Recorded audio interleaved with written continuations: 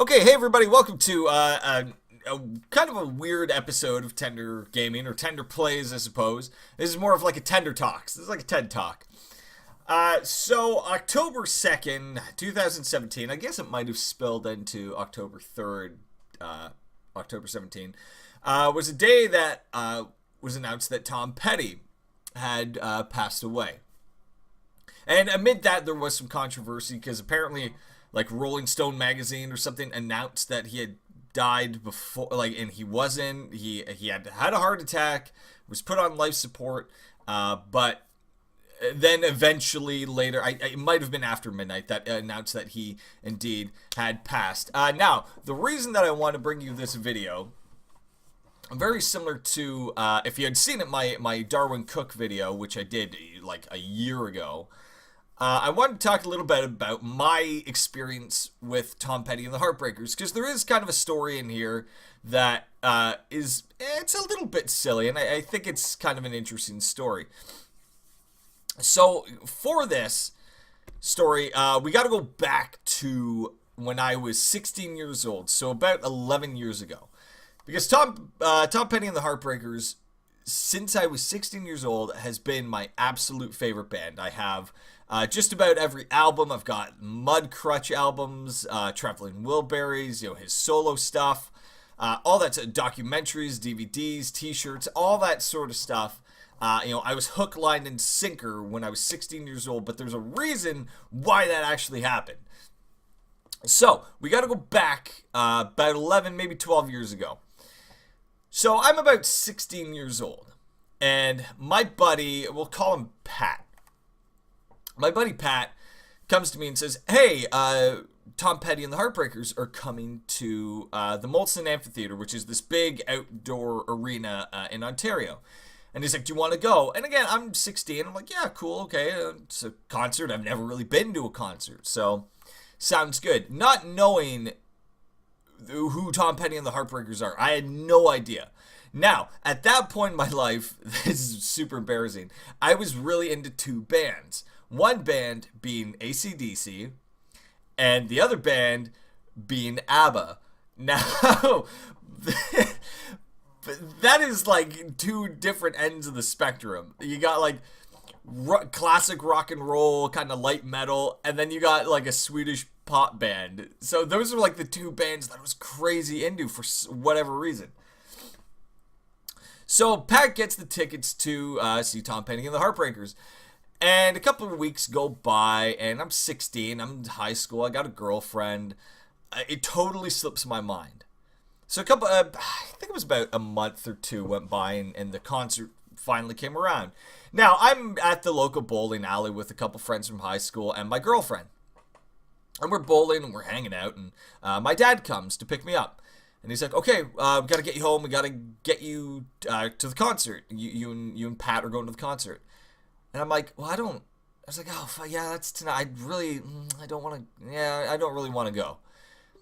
And my dad is like super chill, cool guy, right?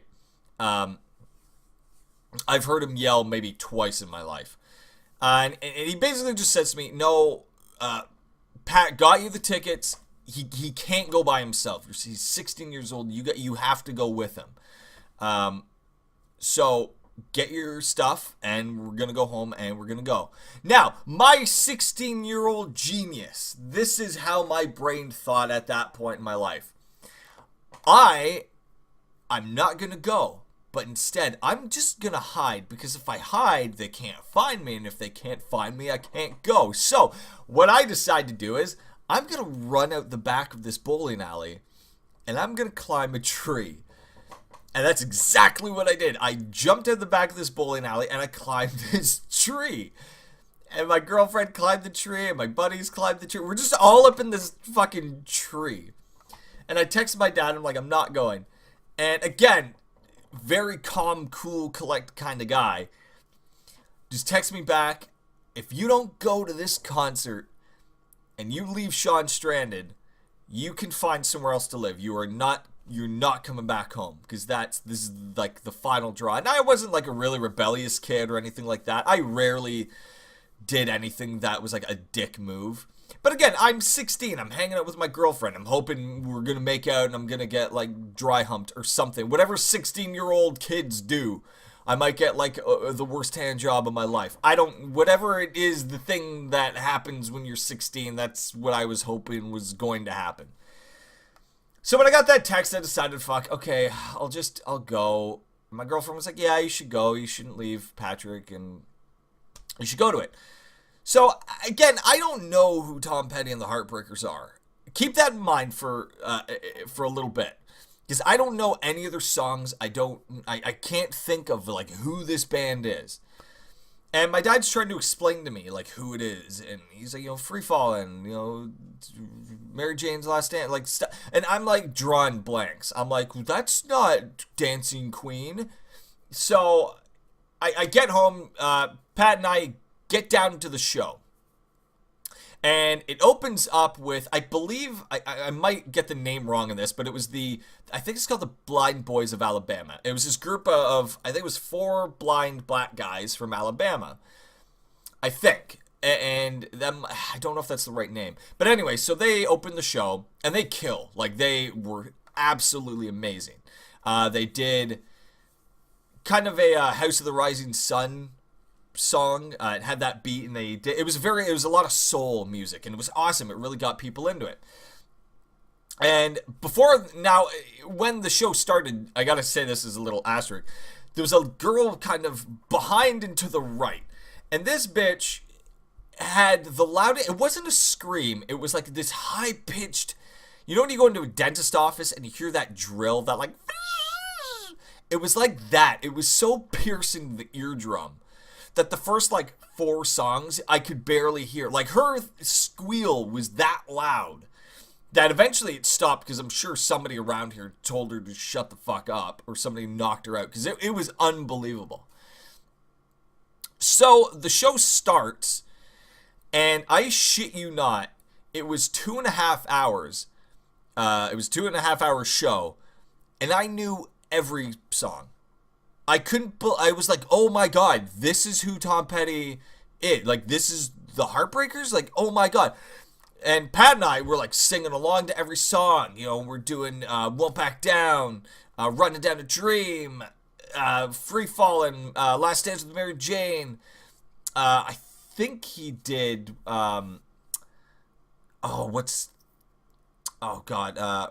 Me, which is an amazing Tom Petty song. So the show's going on, and we're jamming, and we're having, like, a great time. And we get to the end of the concert, and in the distance, we can see thunder clouds rolling, and we can see lightning and everything like that. And again, the Molson Amphitheater is this big open arena for the most part, and we're up in the big open part of it. So we're like, we should probably get going before we get caught in this storm. And so the storm's coming, and he comes out with his encore, and he's doing American Girl, and people are going nuts. And we're like, okay, let's go. Let's get out of here. So we get outside, or we go through, like, the little building to get back outside, and the rain starts. And within probably 3 seconds, we were covered in head to... I've never gotten that wet in a rainstorm that fast. It was like somebody poured, like, a bucket of water on us. It just hit, it downpoured, and we were just covered. Luckily, it was in the middle of the summer, where it was still kind of warm, but we had to take the subway home. And I don't know if you know this about the subway is very cold at night. So we get down into the subway, and within probably 5 minutes, my lips are purple, Pat's lips are purple, we're shivering, because we're just wearing soaked clothing. And there was this little beverage stand, and we got some hot chocolates, and that's kind of what kept us sort of alive at that point in time. So we get on the subway, and we get back to where we need to go, and his dad picks us up, and we go back to his place, and we jump in the hot tub just to get our body temperatures back up.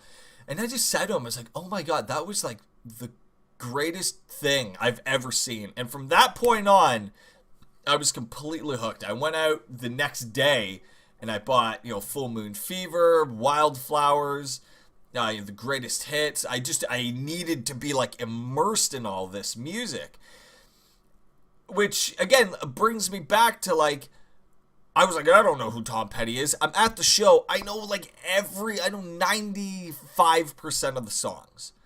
It was that incredible, which brings me to my point with Tom Petty, just the influence that he's had on me. In the last couple of years, we've lost like Prince, David Bowie was another big one. And again, legends in the business, and I love me some Prince. I've got a couple Prince albums in my car that I jam out to. But the thing that I think separates Tom Petty from really any other artist is going back to that, like, this guy had an insanely large number of hits.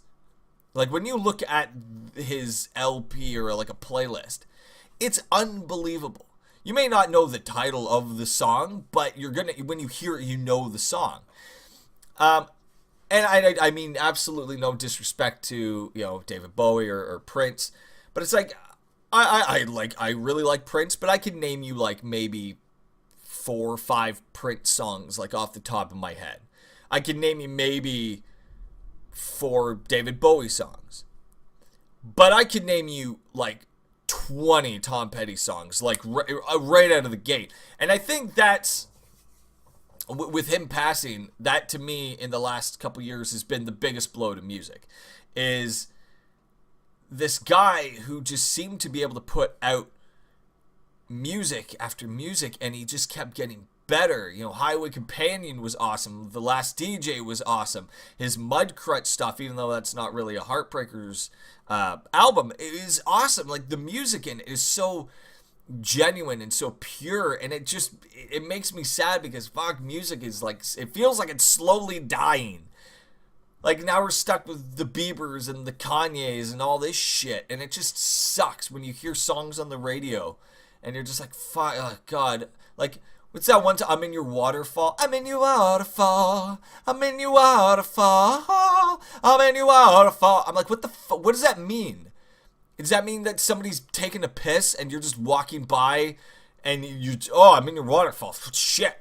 It's just awful. You ate asparagus. Shit. It's just, music just doesn't make any sense anymore. It's not pure. It's just manufactured. And that sucks. And again, on the Last DJ album, there's that great song, My Name's Joe, and he's the CEO, and he's talking about like how, we just take these blonde girls, teach him a couple guitar chords, and you got a star. And it's very true, and it's very honest, and that's what I loved about him and the Heartbreakers music. It just was pure, and it was just honest. And we got to see Tom Petty perform a couple times.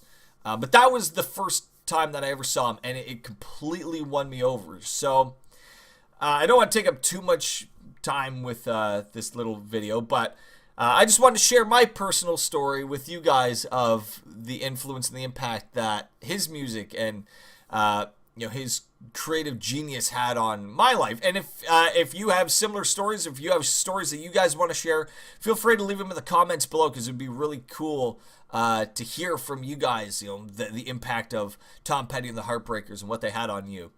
So, without further ado, thank you guys so much for watching, or rather listening, and I will see you all in the very next episode. Thanks again for stopping by. Don't forget to like, comment, and subscribe, and I'll see you on the very next episode. Until then, we'll see you next time.